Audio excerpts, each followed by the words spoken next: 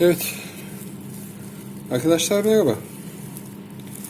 Evet, bunlar gördüğünüz gibi yaklaşık 2 aylık olmuş orkide protokolleri arkadaşlar. Phalaenopsis bunlar. İşte bakın 20 Ocak'ta ekimini yapmışız. Bugün Mart'ın ortasındayız. Yaklaşık 2 aylık işte. Her bir tanesi yaklaşık kibrit başı kadar olmuş hemen hemen. Şimdi burada herhalde birkaç yüz tane şey var.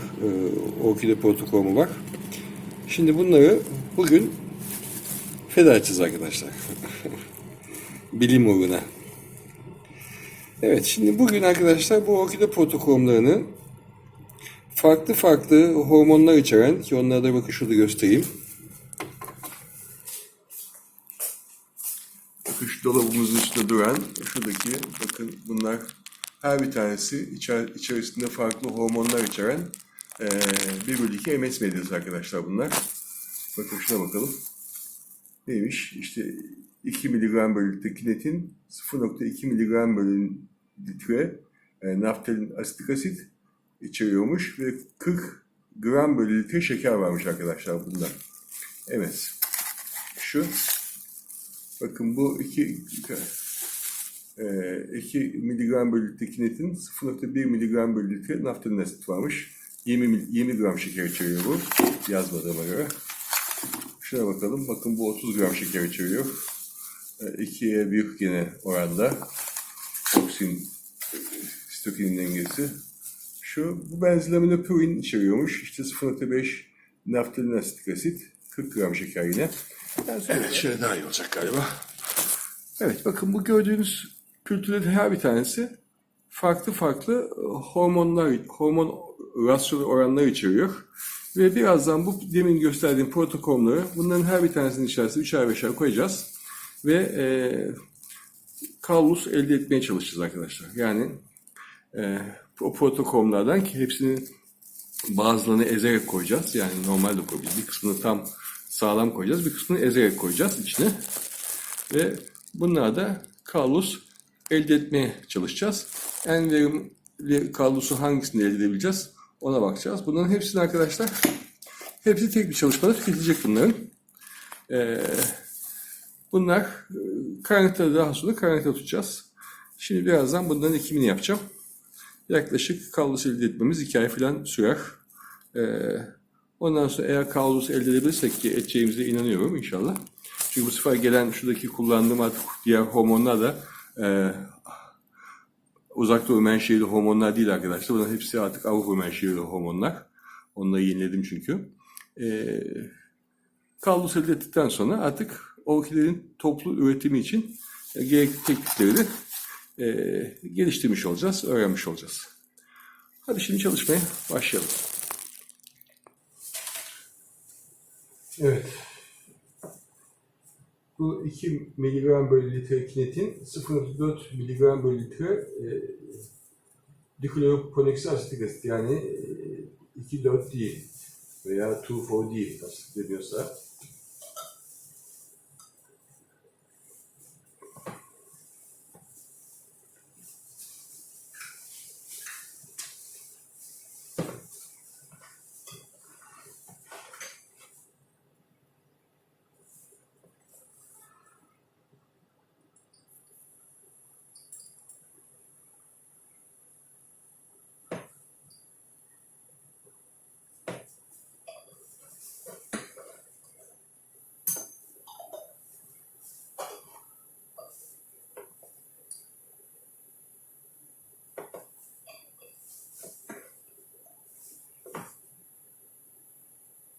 Şimdi bunu yazacağım arkadaşlar.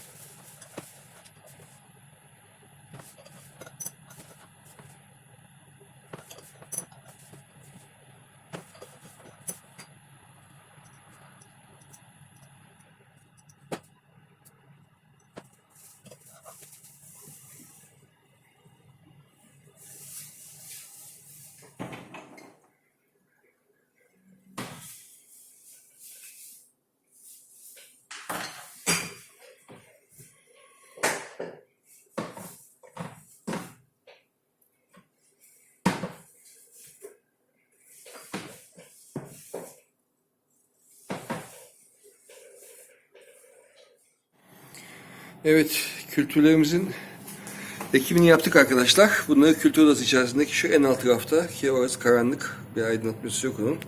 Orada tutuyorum. Bakın gördüğünüz gibi buraya yerleştirdik. Bu da karanlıkta arkadaşlar. Bunlar artık 1-2 ay bekleyecekler. Bu arada kallus gelişeceğini umut ediyoruz. Kallus geliştikten sonra da o kalluslardan cell suspension kültür veya doğrudan indirect embriyogenez ile orkidelerin toplu olarak üretimini yapacağız arkadaşlar.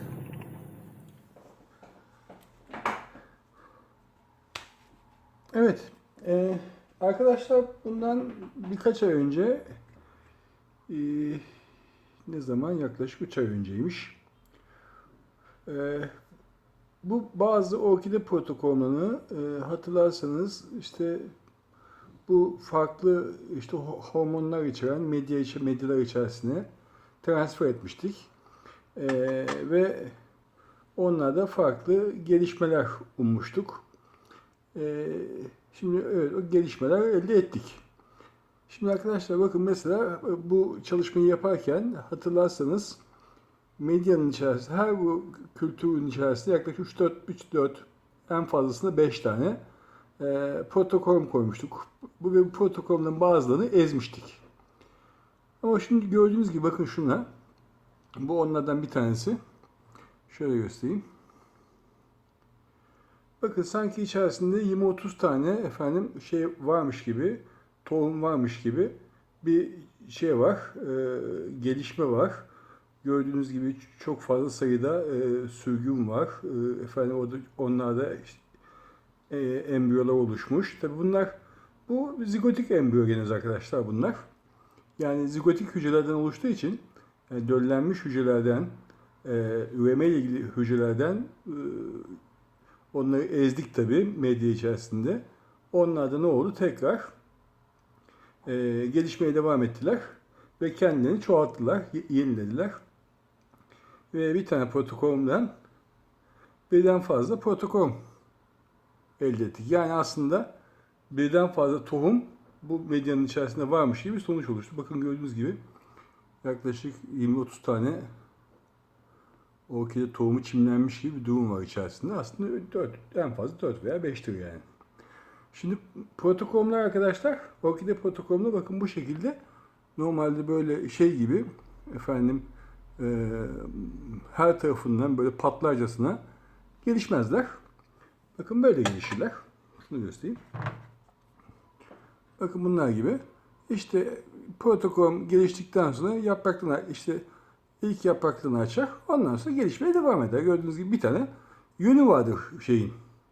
50 tane yönü yoktur şeyin, protokolün.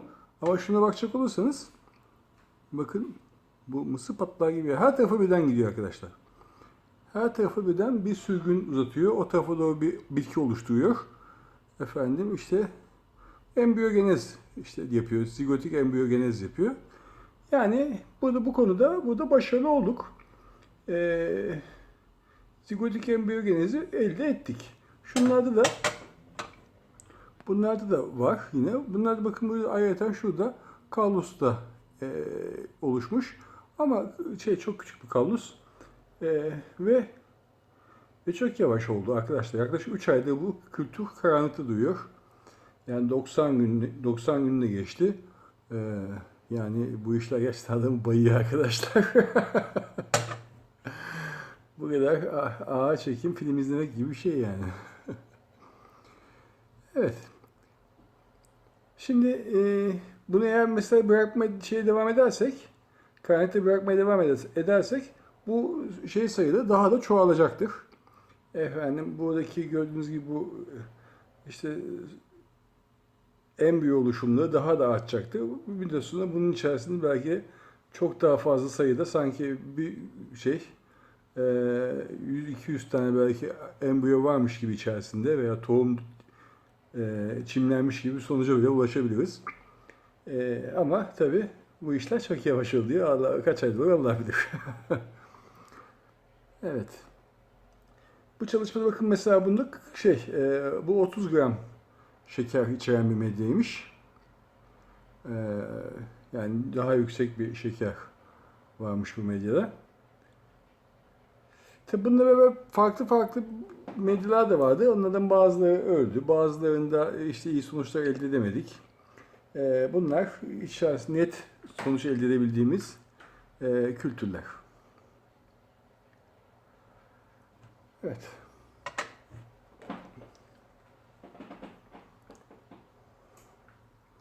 Bunun bu kültür arkadaşlar biraz daha da bekletmeye devam edeceğim. Bakalım neye kadar gelişecek, ne olacak ben de merak ediyorum açıkçası.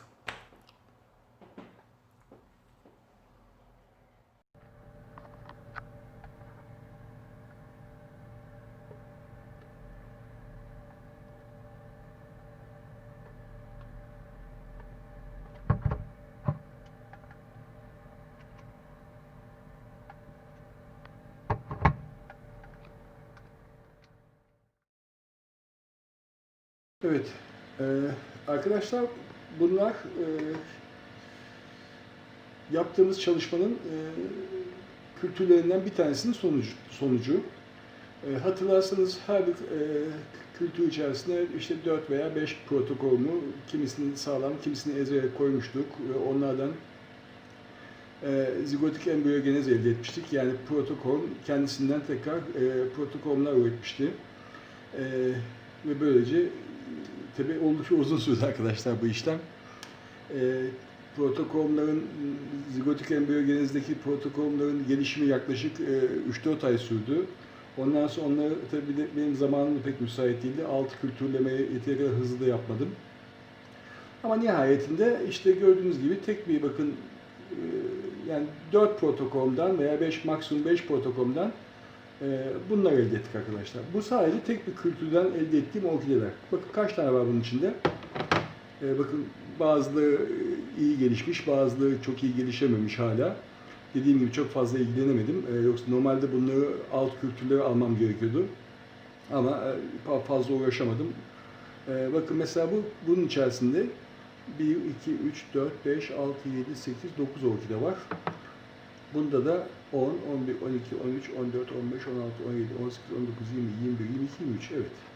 Yani arkadaşlar bir kültürün içerisine işte 4 veya 5 protokol koyduk. Onlardan zigotik embriyogenez elde ettik. Zigotik embriyogenezlerden tekrar protokoller elde ederek yeni orkideler elde ettik. Gördüğünüz gibi bunda 23 tane orkide var arkadaşlar. Yani 23 tane çoğaltmış olduk. Şimdi normalde tabii içine 5 tane koyduk ama bu 5 tanesi de değildir muhtemelen. Onlardan bir veya iki tanesi şey yapmıştık. Efendim gelişmiştir. Videonun öncesindeki halini zaten görebilirsiniz onları. Yani normalde bir veya iki tane orkide protokolünden 23 tane orkide elde ettik arkadaşlar. Bunlar şimdi gelişecek normal orkide olacaklar. Bu işlemi tabii biraz daha uzun uzatsaydık elde edeceğimiz protokollerden tekrar efendim onları da tekrar zigotik embriyogenez elde edecek şekilde alt kültürleri alsaydık ne olacaktı? İşte bunun 23 olacaktı. 23 tane protokolden bu sefer 230 olacaktı. Daha doğrusu olur mu?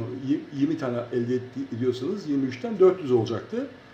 Bir kültür daha, bir 3 ay daha sabrederseniz o da işte yaklaşık 6000 olacaktı arkadaşlar. Yani tek bir orkide protokolünden 6000 tane orkideniz olmuş olacaktı. Ondan sonra onları artık geliştirmeye bırakacaktınız. Şu anda benim yapacağım gibi. Ben bir tek alt kültürle, bir kez alt kültürü alarak yetindim. Çünkü maksadım orkide yetiştirmek değil, maksadım bunların metotlarını öğrenmek. Yani bir protokolümden 23 tane orkide elde ettim arkadaşlar. Dediğim gibi bunu ikinci alt kültürü almış olsaydım 400 tane elde ederdim. O 400'ü bir daha almış olsaydım bu sefer de işte 420 ile çarpsanız 8000 tane. Yani 3, 6, 9 ay içerisinde tabii her bir tanesini de 3 ayda çarpmanız gerekiyor yaklaşık. 9 ay içerisinde 8000 tane orkide elde etmiş olursunuz tek bir orkide. Onu da bir daha yaparsanız artık onu siz tahmin edin. 9000 çarpı 8000 çarpı 20. Çünkü her bir tanesinde 20 tane elde ediyorsunuz yaklaşık diyelim. 20'den fazla elde edebilirsiniz tabii. O beklemeyle alakalı, süreyle alakalı bir şey. Yani ne olur? 8.000, 80.000, 160.000. Evet. Yani bir orkideden bir yıl içerisinde arkadaşlar, bir yıl yaklaşık, bir yılı biraz daha geçer hatta, 160.000 orkide elde edebilirsiniz bu teknikle. Ondan sonra beklersiniz, 160.000 orkidenizi geliştirirsiniz, satarsınız, paranın dibine vurursunuz arkadaşlar. Bizim öyle bir derdimiz yok tabii arkadaşlar. Bizim maksadımız hobi, öğrenmek, teknikleri geliştirmek. Efendim gördüğünüz gibi sonuç bu da tek bir veya iki protokol olmuş dediğim gibi. 5-4 tane koyduk ama bir iki tanesi de ölmüştür belki çiçek kültürü içerisinde. 20 tane, 23 tane orkidemiz var şu anda. Evet, zigotik embriyogenezde arkadaşlar. Bu metot zigotik embriyogenez. Tabii bir de bunun aynısını somatik embriyogenezde de elde edebilirsiniz. Yani o zaman kullanacağınız hücre zigotik hücreler değil, yani protokomlar olmayacak. Orkidenin dalı, sapı, kökü herhangi bir normal hücresinden işte gene aynı şekilde embriyo elde edip bu sefer ona somatik embriyogenez deniyor. Yine bitkiyi arkadaşlar istediğiniz sayıda çoğaltabilirsiniz. Şimdi zigotik embriyogenezi yaptık, bitirdik. Daha önce somatik embriyogenezi denemiştim fakat o zaman elimdeki hormonlar kaliteli hormonlar değildi. O yüzden başarılı olamamıştım. Şimdi tekrar orkide üzerinden bu sefer yaprağından arkadaşlar. Orkide yapraklarını kullanarak, yani protokolları değil, yapraklarını kullanarak, yapraktan alacağım dokuları kullanarak, belki dallarından da olabilir. Efendim, ondan da somatik embriyogenez çalışması yapacağım inşallah. Onu da yine yapıp sizlerle paylaşmayı umuyorum. Evet, bu arkadaşlar, bu çalışma ne kadar sürdü? Tabii bu arkadaşlar, bu çalışma yaklaşık 240 gün sürdü arkadaşlar. Yani şu anda bu çalışmanın 240. günündeyiz. İlk işte yaklaşık protokolların elde edilmesi, protokom haline gelmesi 60 gün falan sürmüştü. Yani tohumun ekiminden itibaren. 60. günde kültürü aldık. Onların protokomlardan işte zigotik embriyogenezlerin oluşması bir 90-100 gün daha sürdü. Efendim, daha sonra 150. günde alt kültürü aldık ve bu alt kültürden de işte bir tanesinden 23 tane orkide elde ettik. Evet, yani ve bunda 240 gün, yaklaşık 8 ay arkadaşlar. Bu çalışma 8 aylık bir çalışma. Ama dediğim gibi bununla çok fazla ilgilenemedim. Kültürleri yani bir bıraktım, öyle kaldı. Çünkü zaman içerisinde işte medyasını değiştirerek alt kültürü almam gerekiyordu. Onu yapamadım, zamanım pek fazla olmadı. Çok farklı şeylerle birlikte çalışıyorum. Her bir kültürle teker teker ilgilenemiyorum bazen. O yüzden bunlar biraz zayıf gelişti, yani geç gelişti ama daha hızlı gelişebilir aslında. Şeyde de kullanılabilir. Yani mesela bunları biyoreaktör içerisinde bunların gelişimi hızlandırılabilir arkadaşlar. Yani bu sonucu aslında 240 günde değil de 6 ayda alabilirdik, yani 180 günde falan bu sonucu elde edebilirdik. Evet, 180 gün iyi bir süreç arkadaşlar bu çalışmalar için. Evet, bu çalışmayı da böylece 240. günde bitirmiş olduk. Umarım beğenmişsinizdir. Bu çalışmalar arkadaşlar, bu tür çalışmalarımız ilginizi çekiyorsa kanalımıza abone olabilirsiniz. Böylece daha sonraki videolarda sizinle tekrar buluşabiliriz. Şimdilik bu kadar. Kendinize iyi bakın. Sonraki çalışmalarda görüşmek üzere. Hoşça kalın.